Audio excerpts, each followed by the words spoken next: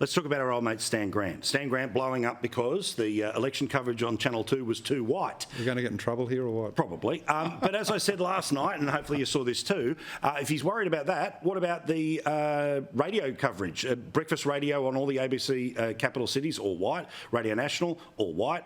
What he's really saying is that he should have been the anchor or the main mover for their election coverage, and he's using skin colour as a proxy for trying to advance his own personal interest. And nobody really cares about you that much, and all your different agony aunt stuff you put out there publicly.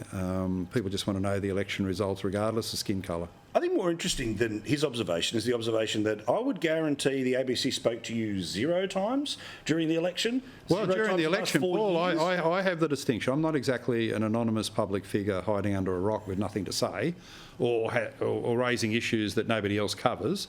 I'm a complete flop in terms of public profile.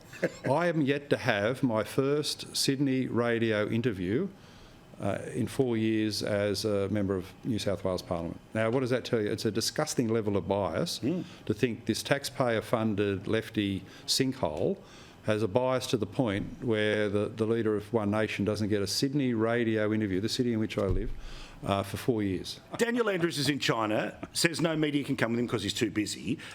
Last time when in China do as the Chinese do. Yeah, correct. No media coverage. But extraordinary. Imagine cut your arms off. Imagine if when Scott Morrison went to America, sorry, I'm not bringing anyone with me. Like the media, and literally in the Turnbull Times today, The Guardian, by the way, of course, admitting are they spewing about it? The people who backed Andrews to be in there are now the biggest whingers that they're locked out. Media people are now turning around saying, well, the problem is if they came, it'd just be sort of Chairman Dan and local political BS. Well, he was Dictator Dan for a reason, and he's carried that into China, his natural habitat. What can you say about him? He's a disgrace. But what does that say also about, the way that I think he is the future model? It's also a taxpayer-funded trip. Yes. He's not paying it out of his own coin. It's a taxpayer-funded trip where the public got a right to know who's he meeting with, what's he doing, what's his summary of the day's events, and some transparency about what's going on, particularly after he tried to take them into Belton Road. Maybe that's still on the table.